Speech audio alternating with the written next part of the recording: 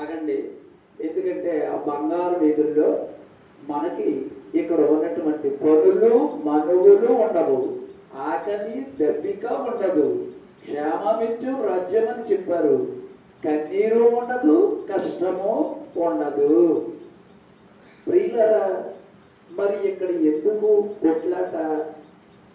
దేవుని దగ్గరికి వచ్చేటప్పటికి ఖండించుకుని దాన్ని రాలేకపోవడం అనేటటువంటిది యెషయా ప్రవక్త గారే 40 ఏళ్ళు వచ్చినా చూసారా, ఆయనకు ఒక క్లిష్టమైన సమస్య మన జీవితంలో తప్పుతుందో నాకే రావాలా ఈ కష్టం అనుకుంటున్నాం మనం.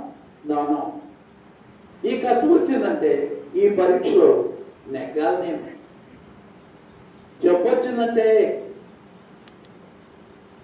నీవు జబ్బు వచ్చి డాక్టర్ చేత వైద్యం చేయించుకునేటట్లు గుర్తించలేదు అంటున్నారు ఆయన. నీకు కష్టపడి ఇలాగ బాధపడేటట్లు నేను నిన్ను సృష్టించలేదు అంటున్నాడు దేవుడు.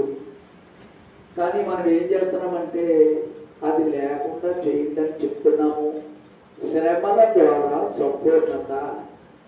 స్మరణ అంటే చేదు, కష్టాలు తప్పవు. కష్టాలు వచ్చిన వాళ్ళ గురించి మనము నిజంగా అప్రిషియేట్ చేస్తున్నాను. ఏ సంఘంలో 1-20 నిమిషాలు ఇలాగా అంటే వాళ్ళ ఆశను భక్తులు చేయడానికి పాపం ఎక్కడున్నాడు కూడా. అందుకే ఎక్కడుంటాడు. ఎందుకంటే మనం ఏం చేస్తున్నాము, ఎలాగయుక్తముగా ప్రార్థన చేయమన్నాం మనకి యుక్తముగా తెలియదు అని ప్రవక్త గారే అన్నారు. ప్రవక్తలే దేవుడి సన్నిధిలోకి వచ్చినప్పుడు బాగోలేదు అంటున్నారు. మరి వివాదం లేదా ఆయనకి మనకి మధ్యలో? అక్కడ కాదు. ఇదిగో ఇప్పుడు వాక్యం తీసుకున్న తర్వాత దాంట్లోకి వెళ్దాం.